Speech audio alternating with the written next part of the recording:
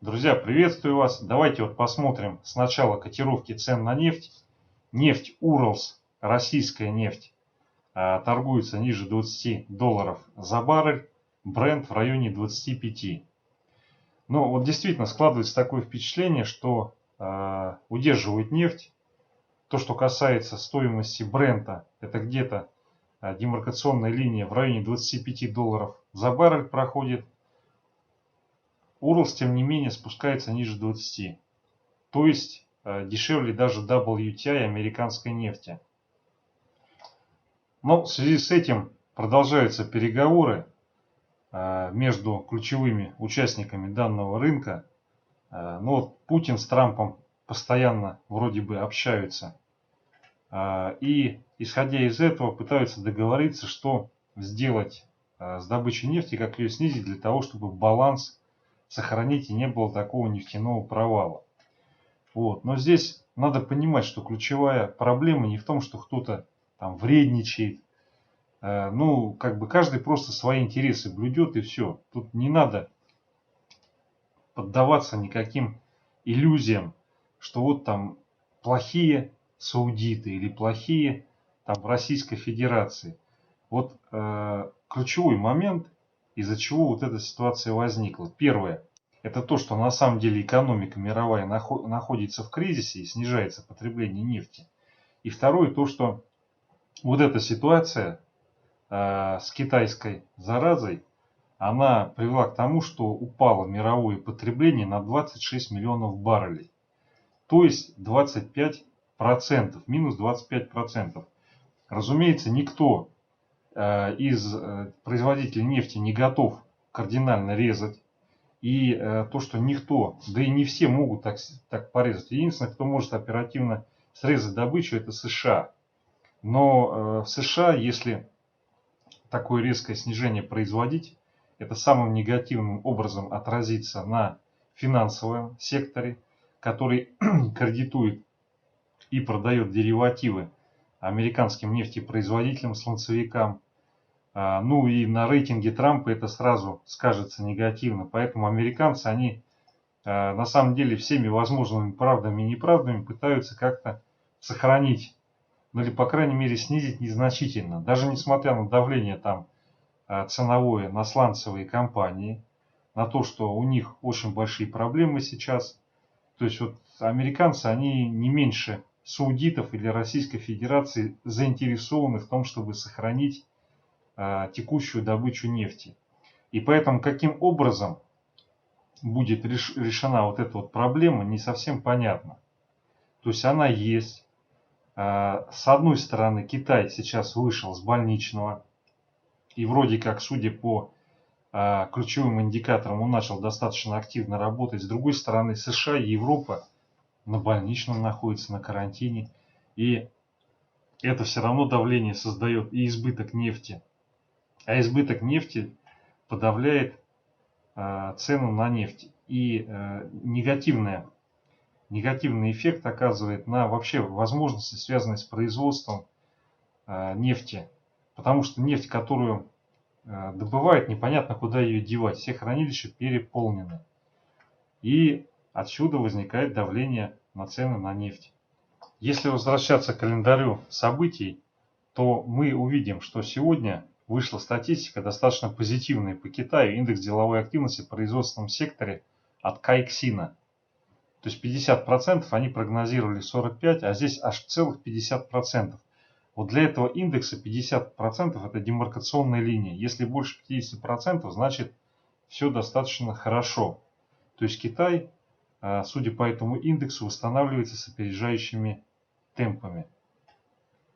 Так, и у нас сегодня существенная макроэкономическая информация. Это индекс деловой активности в производстве PMI Германия. В 10.55 он выйдет. Вот здесь возможно достаточно сильные колебания на фондовом рынке и в курсе евро. Так, дальше у нас ВВП по РФ в 4 часа и в 15.15 изменение числа занятых в несельскохозяйственном секторе по Америке. Вот данная статистика, она может очень сильное влияние оказать на индексы фондовых рынков, на S&P и на индекс доллара. И далее у нас в 5 часов индекс деловой активности в производстве от АСМ США. Тоже вот здесь будет волатильность достаточно значительная. Предполагается, он будет меньше, чем предыдущее значение. И если он выйдет еще меньше, чем предполагается, но это будет, наверное, очередное снижение, волна. Так, ну и запасы сырой нефти 17.30. В последнее время очень, скажем так, разная реакция бывает. То есть такое закономерно сказать, что запасы сейчас выйдут большие и все обвалится. Ну, то есть больше вот этого значения. Или что они выйдут меньше, поэтому все вырастет. Тут сейчас такие однозначные выводы делать достаточно сложно. Но вот крупные управляющие в США, например, Гундлах, утверждают, что то, что мы увидим снижение в апреле, оно, в общем-то, будет более сильное, чем то, что мы наблюдали в марте. Но здесь есть ряд факторов. Тут все зависит от того, насколько быстро будет восстанавливаться китайская экономика и насколько сильное негативное влияние от произведенных мер будет на экономику США и Европы. Поэтому, я склоняюсь, что он прав, что в апреле мы увидим еще заход вниз. Но я бы здесь оговорился, надо смотреть динамику процесса, то есть как вот эти макроэкономические показатели, они меняются. Исходя из этого можно будет с какой-то долей вероятностью делать выводы относительно того, что у нас произойдет в ближайшую неделю, дни на рынке. Вот. Но в целом я согласен с его точкой зрения, что в апреле возможно новое дно. Ну и вот по мнению управляющих активами JP Morgan, еще не время, чтобы покупать акции в долгосрок, цены будут еще более дешевые. Тоже согласен с этой позицией. Почему это так? Во вчерашнем видео я свою точку зрения излагал. Как, исходя из анализа американского индекса, в частности, на примере Dow Jones Industrial, как можно по предыдущим кризисам, какие были разворотные формации, выявить, что с очень высокой степенью вероятности произошел разворот на рынке.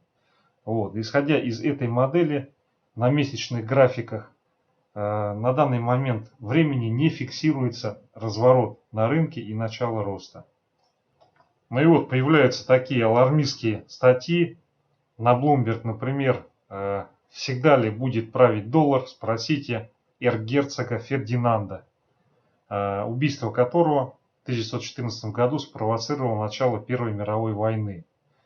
Ну и по мнению автора статьи, вот этот вот текущий кризис, связанный с китайской заразой, он именно таким сильным образом будет воздействовать на мировую экономику, на карту мира, что по образу и подобию, как Первая мировая война привела к краху Австро-Венгерской империи, что также это приведет к краху Соединенных Штатов и появится новый лидер, который выведет весь мир из кризиса и который станет, скажем так, основой нового мира, это Китай. То есть здесь вот приводятся различные реляции по поводу того, почему это будет именно так, что Китай сейчас восстанавливается и будет вытягивать за собой мировую экономику. Я могу сказать так, что, конечно, вот эта ситуация, которая возникла, она дает определенный плюс и бонус Китаю. Но я бы не стал так однозначно утверждать, что вот то, что происходит сейчас, оно положит на лопатки США и сделает Китай новым гегемоном. Я думаю, такого не будет. Потому что в основу, скажем так, любого правления, любого доминирования лежит какая-то ключевая идея, которая заставляет людей в это верить и следовать этому. На текущий момент, при всех недостатках у США идея – это свободный рынок, равенство и свобода людей, либера. Какая идея у Китая? Все должны крутиться как колесики и следовать тому, что говорит партия. Я считаю, что это плохая идея, и никто исследовать не будет и не должен. То есть именно в будущем будут максимально реализованы права и свободы людей. И в этом плане китайская модель и китайская экономика, она не будет никогда являться доминирующей. То есть она все время будет выступать в роли какой-то дополнительной, может быть, очень мощной шестеренки, но именно как мировой лидер, моя субъективная точка зрения, я Китай не вижу вообще. Если вы с этим не согласны, пишите под видео, будем обсуждать эту проблему. Ну вот и Джим Роджерс, это известный партнер или, если так можно сказать, ранее подельник известного финансового гуру и некроманта Сороса, считает, что приходит самый сильный и самый ужасный в его жизни медвежий рынок, то есть все будет падать, будет рецессия продолжаться. Я с ним согласен. Я думаю, что здесь все-таки будет пилообразное движение, очень сильное. Первое дно мы пока, мне так кажется, не видели. То есть будет первое дно, потом вершина, потом второе дно. И потом восстановление. После этого восстановления, наверное, последует уже очень сильная просадка. Вот. Ну и, в общем-то, Джим Роджерс видит, какие здесь есть риски в текущей ситуации для мировой экономики. И, в общем-то, он считает, что движение вниз, оно еще будет продолжаться. Вот. Но поскольку у этого человека очень во многом развита интуиция, финансовая интуиция, то в целом я с ним согласен по этому вопросу. И возвращаясь к тому, когда надо покупать акции. Вот на мой взгляд, в долгий срок их пока покупать рано. На какой-то процент портфеля, если вы не боитесь, что они будут заморожены на года, купить определенные голубые фишки, даже российские, я думаю, можно. Но в целом я уверен, что в этом году будут еще более низкие цены. Сейчас бытует мнение, что началось так называемое V-образное восстановление, когда достигли минимума и пойдет отскок. То есть все будет восстанавливаться. Но я считаю, что глобальные вот эти перекосы в экономике, которые есть, они не устранены. И действительно сейчас будет V-образное восстановление до определенного уровня. Потом опять очередной крэш, потому что будет какая-то нестыковка. И уже в этом году мы увидим дальнейшее движение вниз. Ну вот выступление Трампа по поводу текущей ситуации по китайской заразе, так называемой. Вот обратите внимание, мне вот лично нравится, как он выступает, вообще американский президент, независимо от того, как лично там воспринимаю Трампа. То есть, ну смотрите, собрались на свежем воздухе, никакой охраны, никаких там этих самых избыточных мер. То есть все как бы спокойно сидят, встретились как с обычным человеком, поговорили, обсудили, разошлись. Ну и вот еще одна интересная статья на Bloomberg, что лучше защитить промышленность Америки от шоков, чем договариваться с Россией по поводу нефтедобычи. Здесь вот интересные достаточно доводы приводятся, что именно спрос на нефть и действия Саудовской Аравии послужили, с одной стороны, инициацией кризиса 70-го года, когда взлетела нефть в 70-х годах, и потом к ослаблению и распаду Советского Союза. Привлекло то, что саудиты открыли кран. Ну, мы это прекрасно знаем, что это одна из теорий, почему рухнул Советский Союз. Также здесь приводится, что происходит падение энергоемкости, энергопотребления Америки. Вот. И какой вывод предлагается? Не делать упор на том, чтобы договариваться, ну, в частности, с Российской Федерацией по поводу ограничений нефтедобычи.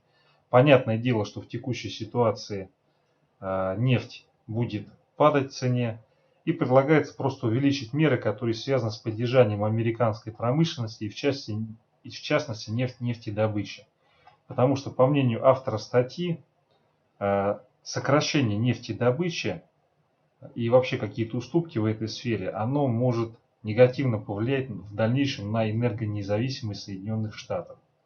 То есть, что вот развивали мы сланец, достигли энергетической независимости, теперь вы хотите опять с ними договариваться и ставить политическую волю и экономику в конечном счете под удар. Давайте лучше будем стимулировать нашу промышленность и нефтяников для того, чтобы они пережили эти непростые времена. Ну что ж, в принципе, точка зрения, она вполне понятная и весомая. Так, ну и надо помнить, что в апреле истекает договоренность об ограничении добычи в ОПЕК. Вот уже обсуждали этот график, по которому на вес избытка нефти приходится на начало апреля, что это может негативно воздействовать, еще более сильно негативно, чем то, что сейчас есть, оказать воздействие на нефтяные котировки. Вот. Но с другой стороны, мы с вами видели, что магическим образом Brent притягивается к уровню 25, не дают ему по-нормально долбануться вниз. Вот. Ну то есть он снижается, да, но все равно на 25 его натягивает потом. То есть может быть и правда, всякие вот там слухи распространяют, что Трамп заявил саудитам и России, что цена на Brent, ну и соответственно WTI, который связан с ценой на Brent, но чуть дешевле стоит, не должна падать ниже 25. Ну и соответственно WTI, по-моему, там 20 в этом случае стоит или 21. Не знаю, правда это или нет, но если смотреть на график нефти, ее действительно держат на 25.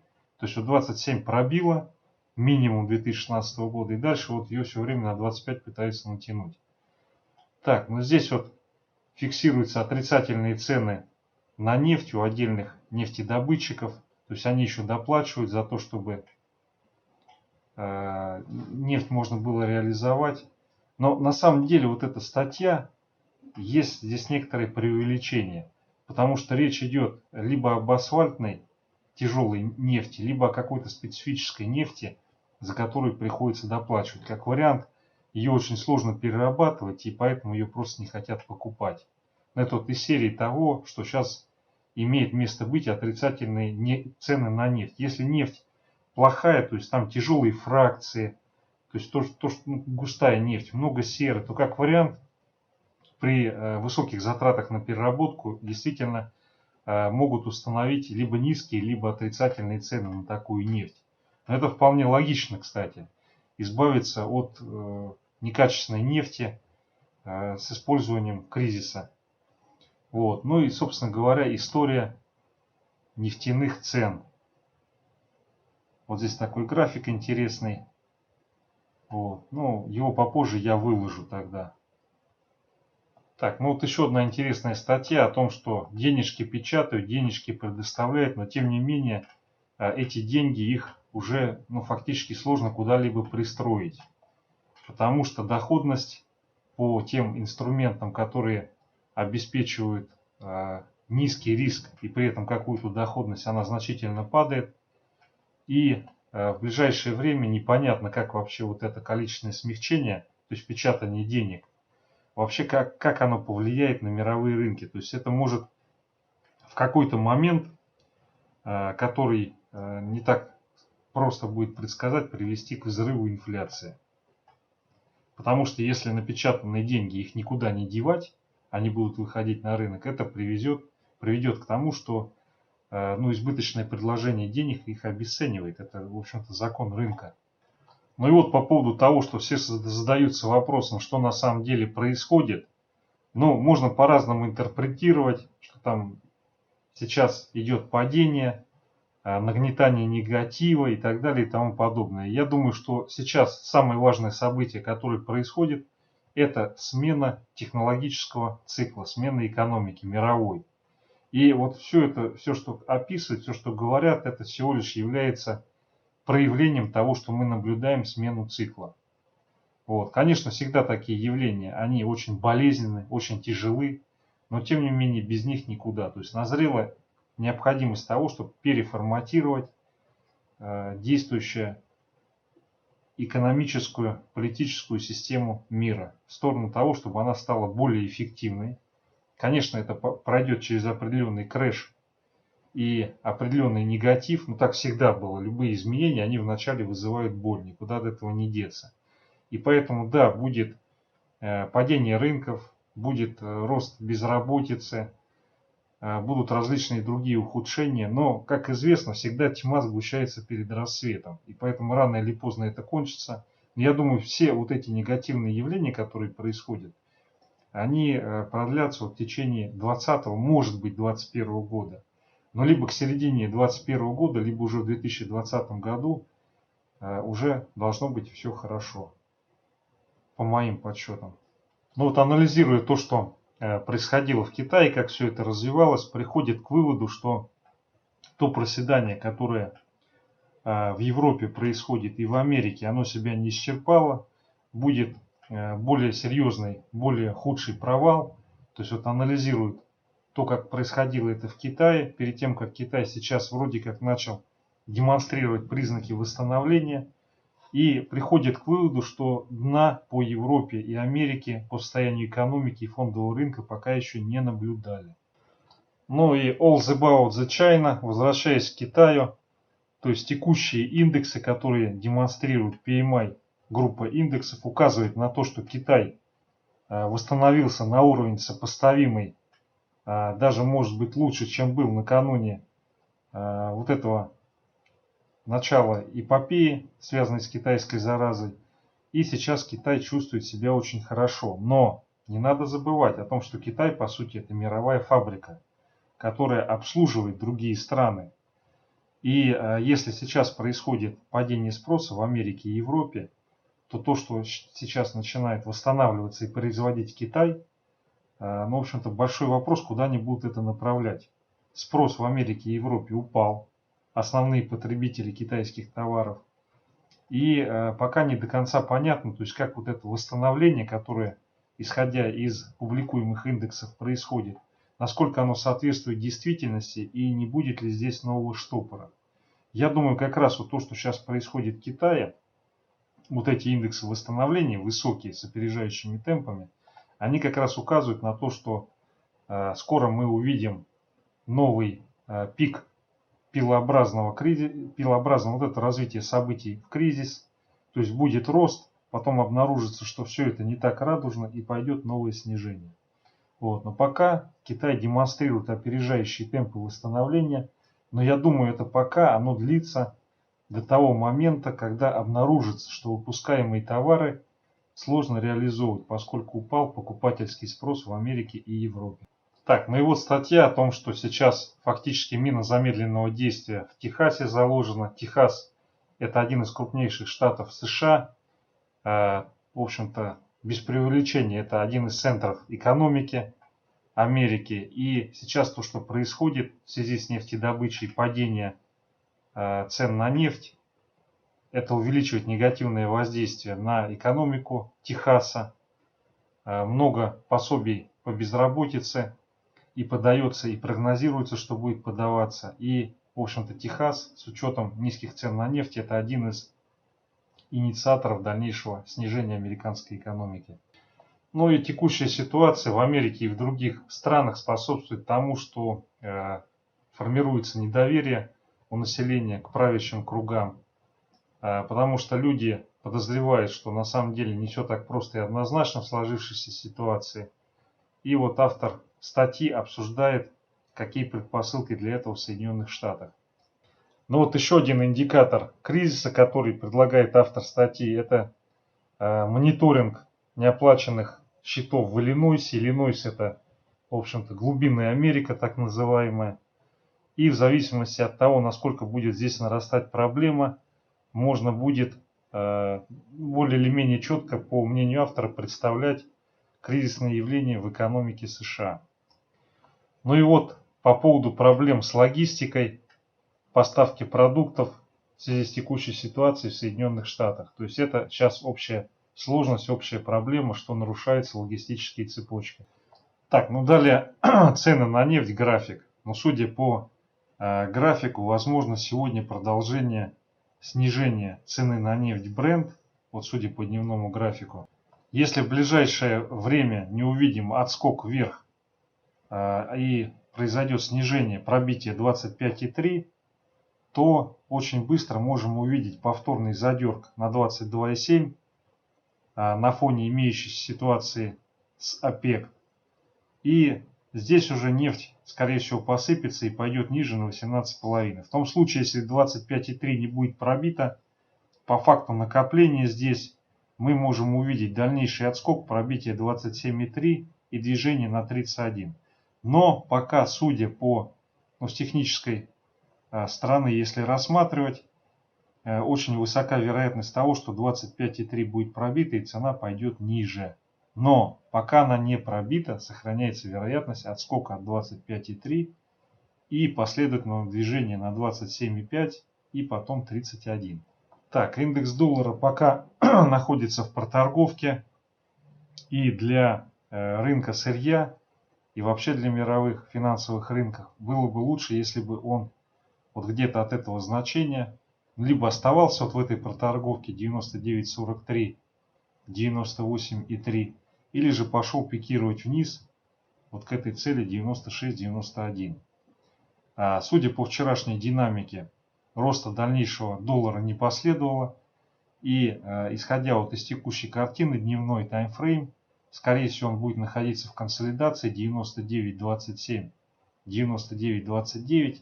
И в случае пробития этого нижнего уровня пойдет дальнейшее движение вниз. Сначала будет диапазон 97, 98,3. Так, сегодня на текущий момент фьючерсный американский индекс проседает. Возвращается он вот в эту проторговочку 2553, 2502. Вот. Но, разумеется, это будет негативное давление на российский рынок на открытии. Вот. Но, тем не менее, здесь рисуется формация, которая указывает на то, что может быть от текущих уровней отскок и движение на 2600. Но с учетом динамики объемов пока, в общем-то, все указывает на то, что скорее пойдет снижение. Так, китайский индекс сегодня находится в проторговке пока. Небольшой рост наблюдается по нему. Так, и на текущий момент времени что мы имеем? По Китаю идет плюс-минус позитивная динамика небольшая. Япония в просадке, минус 2%, это достаточно ощутимо. Индия тоже в просадке. Вчера индекс паники VIX показал снижение, но пока он 50, значение 50 не преодолел. Так, и индекс, кризисный индекс золота в серебряных унциях тоже показал вчера снижение. Так, получается у нас, судя по всему, текущая ситуация по рынку указывает на то, что скорее по большинству инструментов открытие будет негативное на российском рынке, но при этом черные металлурги, Северсталь, ММК и НЛМК могут чувствовать себя достаточно хорошо, потому что по Китаю есть маленький позитив. Спасибо за внимание.